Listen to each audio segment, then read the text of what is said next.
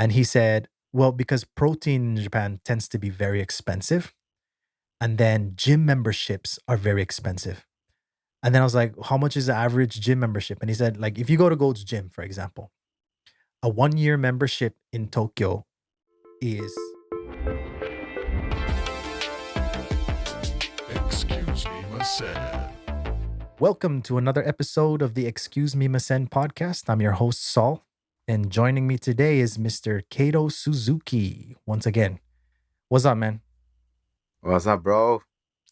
For today, I was thinking we could Mhm. talk about the male body image or the ideal male body image between the US and Japan and our personal experiences with how people react to us based on our body.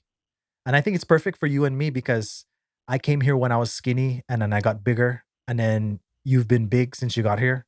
And I don't know the stories that you have. You might have some, you might not have many, but uh, I'm excited to hear because, we're close friends. So uh, I think it's going to be juicy.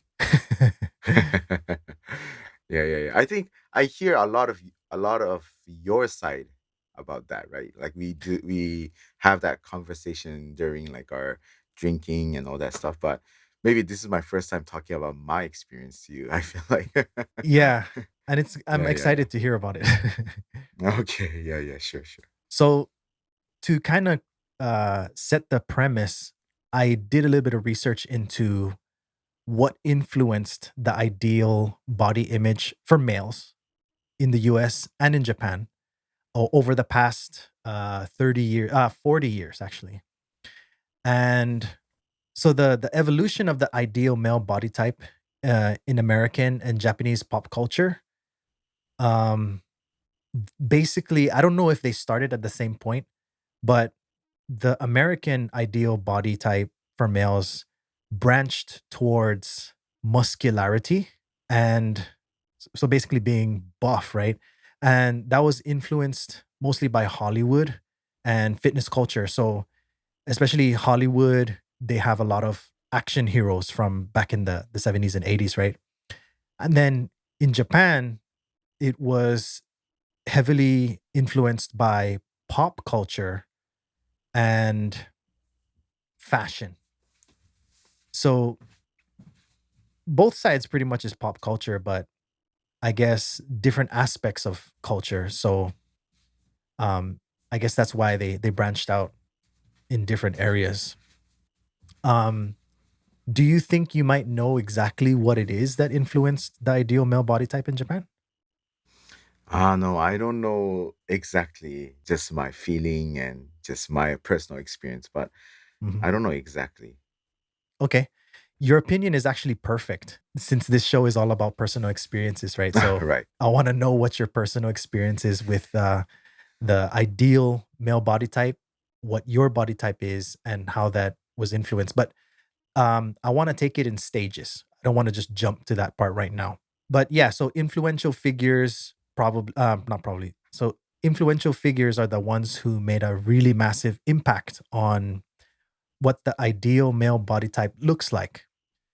And of course, it's evolving over time. When it started out, like being shredded wasn't an issue, wasn't so much of an issue. Like if you look at Superman, for example, he was pretty big, but he wasn't like shredded. And if you compare him with the Superman from recently, that guy's crazy shredded. But yes, speaking of influential figures, I'm just gonna go on a little side tangent. But did you hear about Akebono? Oh yeah, people told me right away. Maybe I don't know, just because I'm a islander. Yeah, they told Yeah. me right away. And then from my own personal experience, Akebono was a huge impact on American people's understanding of sumo.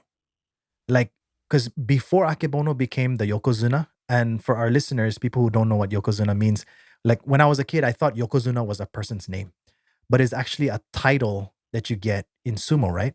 Not really title. It's more like a rank because you can have more than one yokozuna. So Oh, okay. so it's basically like if everybody knows like karate or judo is like a belt, almost like black belt. Okay. So yokozuna is the highest rank you can be at, and it's yeah. Yeah, so I think like in the States before Akebono became the yokozuna, pretty much nobody knew about sumo. Like they knew that it existed, but nobody knew much about it. And then once he became the yokozuna, like everybody's like yokozuna, yokozuna. And then I never knew his name because I was a kid at the time. And then as I got older, people started saying like, yeah, Akebono was the yokozuna, and I was like, oh, I thought that was his name. And they're like, no, his name is Akebono. And I was like, wait, he's American, right? And they're like, yeah, he's from Hawaii. And I was like, his name is Akebono, but he's from Hawaii. And they're like, that's his Japanese name. He actually has like a Hawaiian name. I don't know what it is. Do you know what it is? I forgot. Maybe I used to know, but no. Yeah. But after I came to Japan, like I saw him a lot on NHK. He was doing a lot of shows with kids. And I feel like, he's really involved in helping maybe not helping, but he's really involved in activities with children. And I really respected him for that. So I think he passed away probably, was it like 2 weeks ago, 3 weeks ago? Yeah, and he's still young, right? Like 50 something. Yeah. But I heard that sumo wrestlers don't really live that long because their body type is so big and it causes a lot of health issues. Yeah, I guess like most sumo wrestlers, I think, yeah, that's true. But I just tend to see the top sumo wrestlers, right? I don't really know about I for your information, I really like sumo. Not Okay. like otaku level, but like a maniac level, Yeah. but just yeah, just I like to watch. Yeah. And then when you watch sumo, you just know about the top sumo wrestlers. And Yeah. those people, because they're like very focused on, being healthy, and they want to, be strong and all that stuff. So those Yeah. people I think tend to live pretty long, I feel like. But the Yeah. rest, right? The rest is maybe, yeah, the chances of them like dying I see. fast early is, yeah, Yeah. high, I feel like. Yeah. The reason why I kind of know a little bit about sumo is because when I was working at this luxury watch brand, there was this one huge Japanese guy that came in and he was in like probably his 50s and he was coughing really bad. Mhm. And then he bought like I think it was like a $60,000 watch or something. And then when he walked away, my boss explained to me that that guy used to be a yokozuna, but he's very, very sick. And then she explained to me that uh, sumo wrestlers tend to get really sick when they're still kind of young because of the dietary habits that they have. And just to clarify, um, the guy that I was talking about earlier, he was retired. So I feel like, of course, during their when they're still sumo wrestlers, I'm sure they really care about their health. But afterwards, I guess it like really depends on the person, right? But yeah, in that guy's Yes. case, he indulged in too much deliciousness. Maybe they tend to, yeah, just go, they just like keep eating or something, maybe. Mhm. All right, so getting back into the meat of the show. So we're talking about the influential figures that basically helped shape the ideal male body type or male body image in the United States and Japan. In the US, we're talking back in like the 70s, the 80s, and the 90s. We're looking at people like Arnold Schwarzenegger, right? And there's also Jean Claude Van Damme. There's Sylvester Stallone. And of course, you cannot forget Bruce Lee. I mean, he was kind of skinny, but he was shredded, right? And if you combine all those guys together, you have so many huge hits during their generation. I mean, they're still doing movies now, but when they were in their prime. And then, for example, Arnold Schwarzenegger, he won Mr. Olympia. I think it was like 7 times. And Terminator 2 was massive. Even now, like when I watch it, I was like, man, that was a really good film. He even came out in the 80s. He came out with Conan the Barbarian, and he was even in like I think it was Predator 2, I think. And then if we're looking at the Japan side, um, I think the easiest way to explain it is through Johnny's Entertainment. So for our listeners who don't know what Johnny's Entertainment is, it's basically this managing agency that had all kinds of boy bands under this one umbrella, and they still do. Um, there are famous groups like SMAP, Arashi, and then there's Johnny's Junior, and there's all kinds of like Katun and all these other groups. And in my mind, this is what I see. Right, you get a movie star on the in the U.S. Right, let's say movie star equals lots of movies, lots of money, lots of fame, and then gets all the girls. And of course, every guy who's straight wants all the girls and all the money. And if they can get fame, then I don't know if they prefer it, they'll take it. And it's the same thing with guys all over the world. And then if you're looking at Japan, you have these Johnny's guys that also feature in films. And then they get crazy famous, crazy rich. And then all the girls, when they have like a show, you can imagine Backstreet Boys, all the girls are screaming and crying, right? Like especially Michael Jackson. And then same thing comes on Japanese side. These guys see all these girls freaking out when they see them, and they're like, "I want that." And then that becomes the ideal body image in Japan. Well, especially Johnny's has been around since what, the 70s? Do you remember? I don't know. I don't know. But yeah, I think so. I think so. Definitely the 80s for sure. Yeah. So yeah, definitely 80s for sure. And then maybe maybe the oldest Johnny's is in 70s. Okay. What's your interpretation of like what influenced the ideal male body image in Japan? Hmm. Yeah, so first, yeah, what you said, I think that is true. Okay. And but I feel like there is maybe there is uh one or two more thing that influence. Okay. And I felt like maybe it has to do with one, maybe after the war ended. I think Japanese World War II.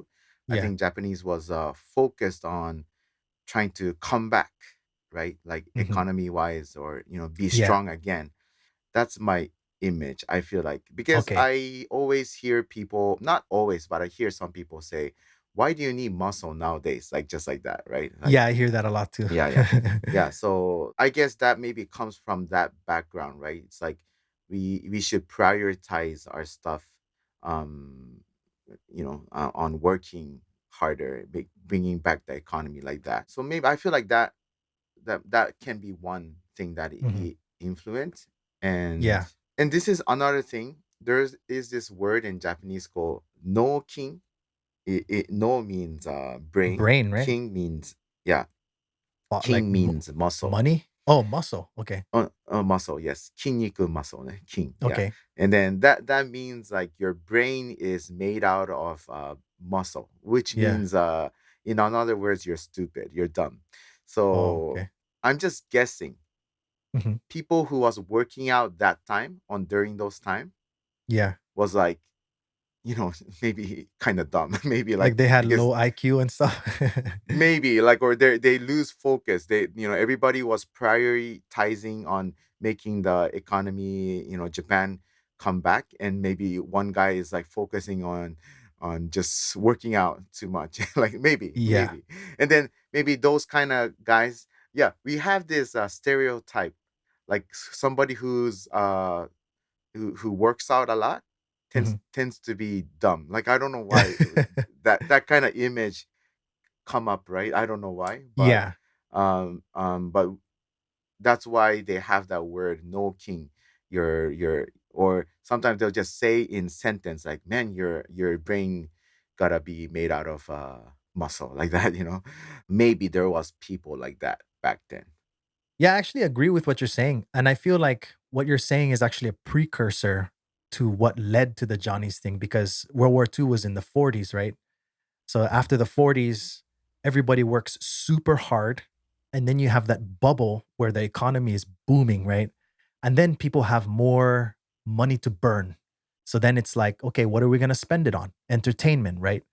And then you have the Johnnies and everybody starts popping up, and then they start to influence what people want to be like because everything is advertising. I was thinking about the sumo people or the martial arts in Japan. Yeah, I think Japan has a habit of what's the most important thing. And then I feel like those times they're focusing on what is really the true strength. And karate's idea of true strength is having a strong body where you can bring like a bat and you hit them and they're not gonna get hurt. So I feel like the priority is like not getting cut. The important is getting the true like iron body, kind of something like that. That's just my assumption, but I feel like that's the idea of Japanese. Like, what's the most important thing? And let's just do that all the way, kind of like yeah, that kind of image. yeah. And it makes a lot of sense because if you look at the West, let's take Bruce Lee, for example, because he was into like crazy fighting, right? But he was a movie star. So he really cared about how he looked in front of the camera. And as a result, his fans also cared about how they look in front of everyone. And then these documentaries that you're talking about, I'm pretty sure, or not pretty sure, I assume that they were not huge movie stars, right? They were not blockbuster Yes. movie stars. No, no, no, no. Yeah. So, Not like at the all. everyday person who thinks about karate, if they don't watch those documentaries, then they don't know anything and they just have their own image. They have their own perception. But if there was like a huge star that can be an example for them to follow, then that can have a massive impact on what they perceive as ideal, right? So maybe let's move on to like personal stories with our own experiences with people reacting to our bodies. And I think maybe you can go first because I'm really excited to hear what you have to say. Okay. So I'm a overweight guy. Okay. I weigh maybe like 200, maybe 20 pounds, something like that. 220, 30 pounds. So I was like definitely over 200 pounds in my life in Japan. Okay. And if I'm in Saipan, there's so many overweight persons. So like I feel like Yeah. I'm not too bad. Yeah. uh, but yeah, but if it's in Japan, yeah, I'm like definitely super fat guy. Especially when I'm just like living a regular day. I don't feel much difference, but whenever this is always, I felt this, I felt bad every time I get on the train at night. Mhm. The window, it reflects inside. Like, yeah, if it's Yeah. daytime, because the outside is, bright, Sunny. so Yeah. it doesn't reflect. But when it's nighttime, yeah, it reflects. And then and there's so many Japanese, standing right like next to me, and then I can see myself, like, and yeah, so I can tell that I'm like so big. So that's because I'm so big compared to Japanese. I think this is same with you, but I do get a lot of stare. Yeah, Okay. I do get a lot of stare. Even now? Yeah. Yes, yes, yes. I get a different stare now. I because I have a weird long beard and Oh, okay. long hair, and Okay. I'm wearing like a big, A mountain backpacker's climbing backpack. backpack. Yeah. Yes, yes, yes, that one. Yeah, yeah, yeah. Backpackers backpack. Yeah. So I still get, yeah. I do get a lot of stare. Mhm. So you never get anybody to talk to you about it though, right? Or like make like bad comments like as they walk by or anything like that?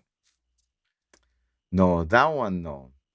I Okay. never got that kind of bad comments yeah, like I never have like a straight action, just like stare. Mhm. Yeah, but not like a super direct stare, but maybe when I'm not looking, I can feel what do you call that word? Peripheral, peripheral something. Peripheral vision? peripheral vision, I can see a little bit like I yeah, Yeah. yeah, yeah. Okay. Or maybe I'm in the train and then I can see the reflection and I can see a guy super far looking at me like that. Yeah. Other than that, maybe it's similar to other places, maybe, but it becomes like a very I can make very funny joke about myself and then Yeah. people can laugh. Like funny joke about my fats, right? Okay. And then maybe eating a lot or so I do get a lot of like I feel like I can do a lot of ice breaking. So I Okay. don't feel that much stress about my fat because I change it to like joking about myself. So Yeah. and then I can make people laugh and you always feel good when you make people laugh, right? So Exactly. Yeah. I yeah, so I don't feel very stressed about my size. Yeah, so my experience is yeah, they'll look at me, they'll stare at me, but same time they like to I feel like a lot of people like hearing about fat jokes like about yourself. So Yeah. I'm doing fine.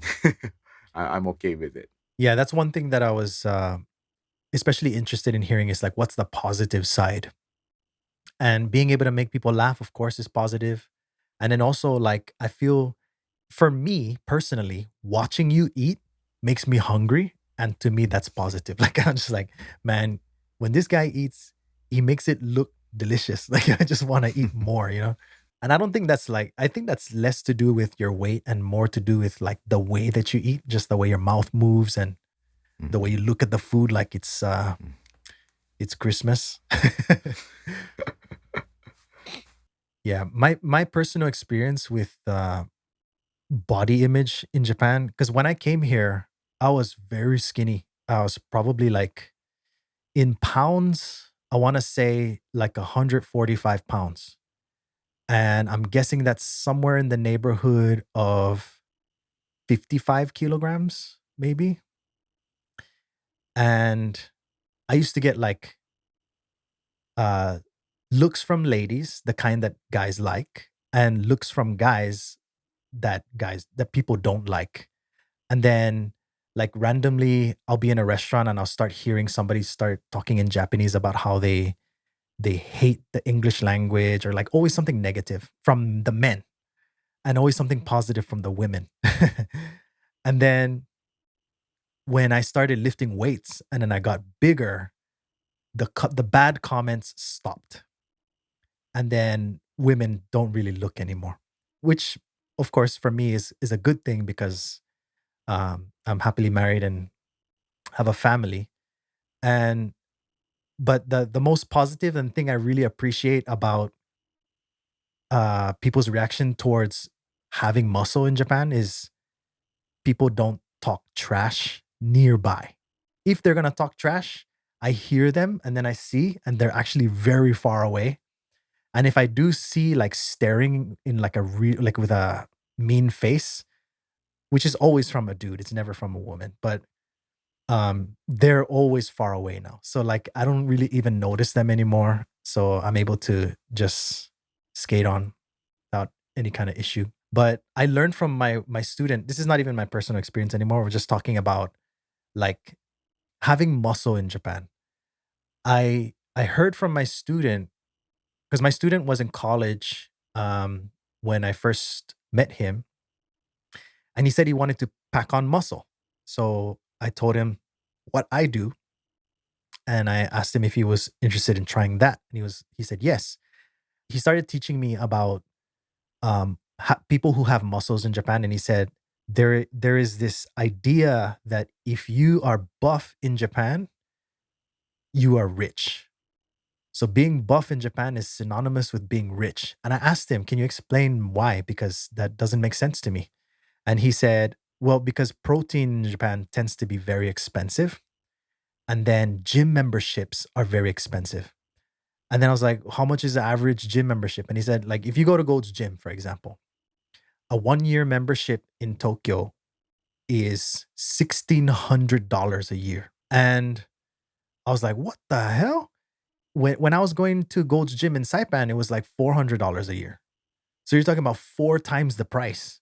And then with that $1,600, I don't know now, but at that time, you couldn't go anytime you want. With that $1,600, you can only go from like, I think it's like 9 to 5 or something like that. And if you want to go 24 hours, you'd have to pay even more. And then what he said about protein, it was true until very recently. And when I say very recently, I mean like the pandemic. Like just before the pandemic, protein brands started coming out with like uh competitive prices to, for example, optimum nutrition. So you can actually get pretty cheap protein in Japan now, but it's not whey protein isolate, it's whey protein concentrate. I don't know if you know what's the difference, Kato, but basically like one is going to give you less allergic reactions because there's not much of the milk in it. You have anything to add about that whole having muscle is synonymous with having money? Yeah, I think so. I think so. I just hear gyms is very expensive in Japan. So yeah, that's the image already I had ever since. Especially Gold Gym, right? Gold Gym Yeah. is very famous for being expensive because there's the population of people who's working out is very little, so maybe they gotta charge expensive to keep it running. Maybe. Yeah, that makes sense. And just a little bit of information for people who live in Japan and go to the gym, but don't want to pay so much money. The So typically in Tokyo, at least from my experience, my personal experience, um, the local gyms, the ones that are funded by the government, tend to have really bad equipment. I mean, like their dumbbells only go up to like 20 pounds. They'll have like one squat rack that only has weights that goes up to like 100 pounds. And there's only one. So you have to wait so long for everybody that's lining up to use the equipment.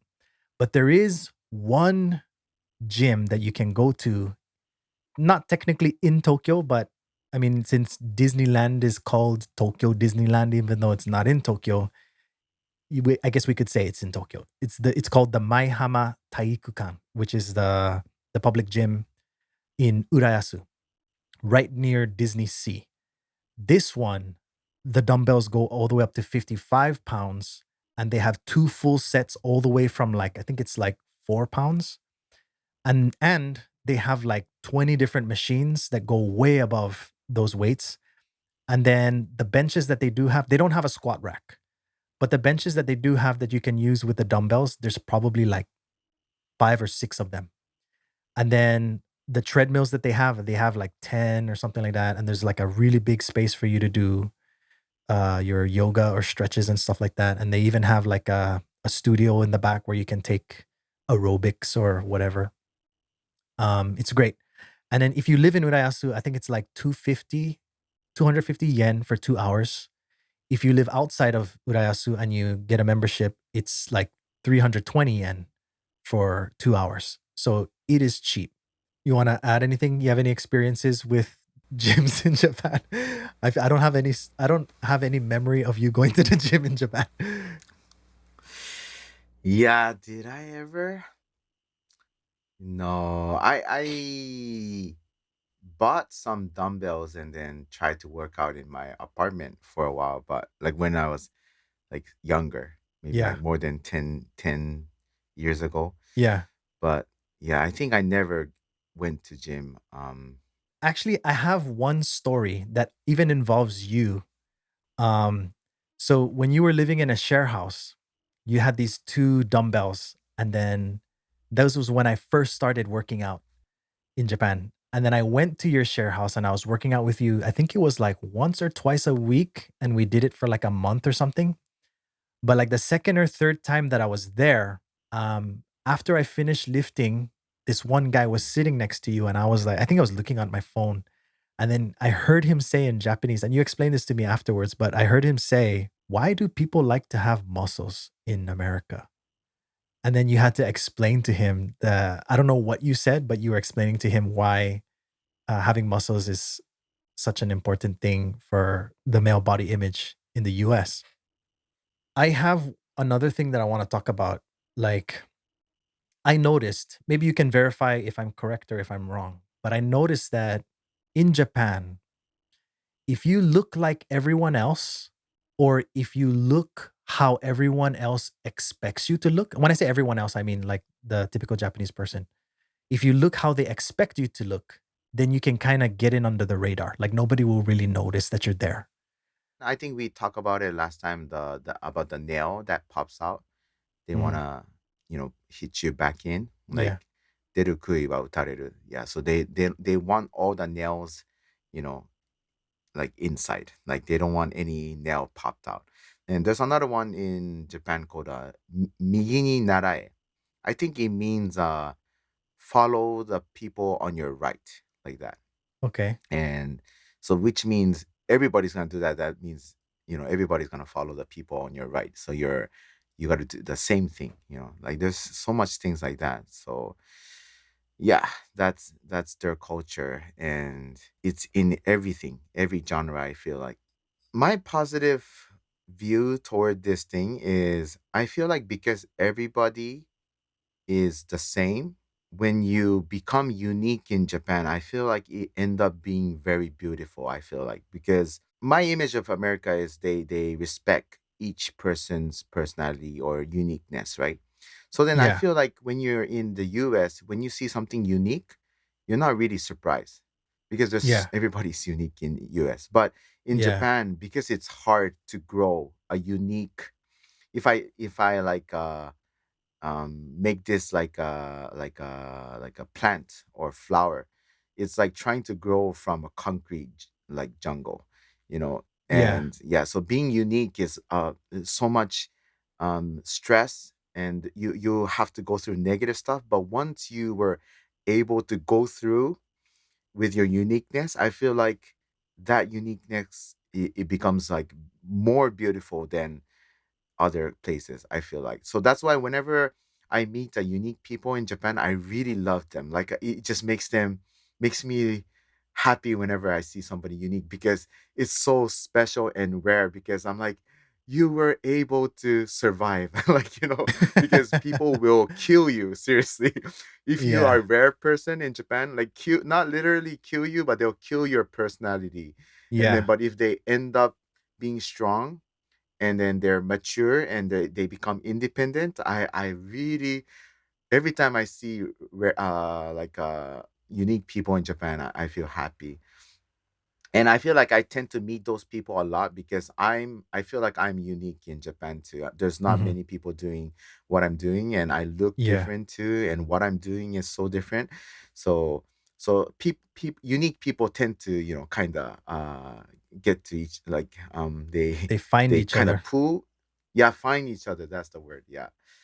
So so I feel like that's the positive side. I feel like because unique is rare in Japan. When you really be strong and you go through with your uniqueness, I think it blooms like a really beautiful flower, I feel like. That's a nice way to put it. Is that from a book or something? No, no, no, no, no. I was actually talking about this recently to somebody else. That's why this Oh, idea okay. was in my head. Oh, I nice. really felt that. Yeah.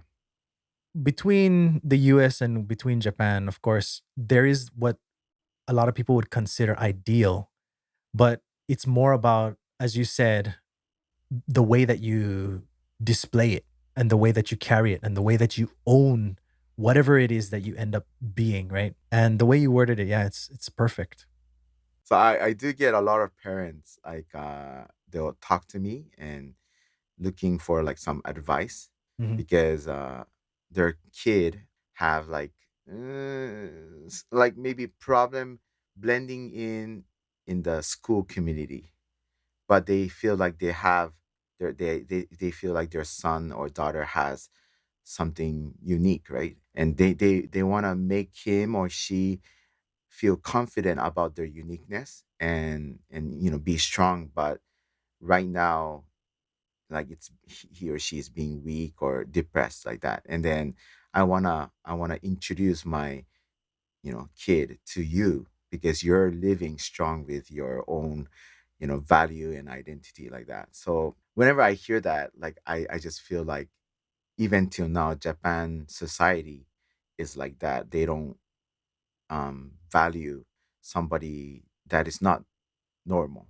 Yeah, and I feel like I'm lucky that my childhood was not in Japan, but just imagining growing up, from zero to adult in Japan, yeah, that's really hardcore. Like you really have to be strong to be like unique all the way. Yeah. That's kind of that's interesting because as a parent and having been a teacher for the past 12 years here in Japan, I noticed that my students, at least when they're kids, they're all very unique. Like each person is completely different. I don't want to say that, but like it's just like in America where you would expect everyone to be very unique. But as they get older, and I think it's right around college, that's around the time when they start to get corralled into the same lane as everyone else. At least I've been lucky to where the students that I have, I guess because they're trying so hard to learn a new language, that automatically puts them apart from most people. Because I still encounter once in a while, like I often hear that there's a still even up to now, there's a lot of people that have never met a foreign person in Japan. And that was shocking to me because there's like tourists everywhere, right? Yeah. That's another point I wanted to make is fitness in Japan can be synonymous with money because it tends to be really expensive, but it doesn't have to be. The beautiful side of that is the the ideal body image here is not buff in any way. So you can, I mean, if you're a straight guy, it's a buffet. So do your thing. Can I ask something? Sure. Yeah, I feel like now the image of buff is changing compared to before. I feel like Okay. I still don't know if girls likes it. That one I'm not sure, but I feel like there's more respect toward buff people nowadays because of YouTube. For sure, there Okay. are many like workout YouTubers, Japanese YouTubers, and they're pretty big. Yeah, and even one famous comedian, I think you know, right? Matsumoto Hitoshi, downtown Matsumoto Hitoshi. Even Oh yeah, the him, yellow I haired feel like, guy. yeah, yeah. I feel like he give a big impact to the muscle image because there's more negative side for him to be buff because like I said, buff people tend to become the stereotype image is dumb, Yeah. and if you have muscle, then you are carrying that image with you. So Matsumoto Hitoshi, the yellow haired guy, he was saying me being buff is actually negative to his comedy Okay. because people will think he has to go over that, right? Yeah. Every time he's gonna bust out a joke, he Yeah. has to go over that stereotype. So it's a Okay. negative for him, but he said it's a good health for his mental not more than the physical side. Okay. He feels like mentally being busy with working out is he feel like he's focused and keep being busy is always good mentally. So he really gave this idea that even though it's kind of risk for his career, there's a lot of good side to it, and that was like a big eye opener to a lot of people, I feel like. So it's definitely changing. I don't know if you can get girls that part, I'm not sure, but the image is really changing now. Yeah, I feel like that guy is kind of like he mirrors what happened with Dave Chappelle because in the States, Dave Chappelle was very skinny before. And then after that thing with where he lost his show and then he came back from Africa, he was buff. And then this Matsumoto guy, he was skinny before too, and then now he's buff and he's also a comedian. So he's like the Japanese Dave Chappelle, I guess. That's it for today's episode. If you have any stories you'd like to share, or if you have any questions, please let us Excuse me, know. my said. Until then, excuse me, Masen, and see you.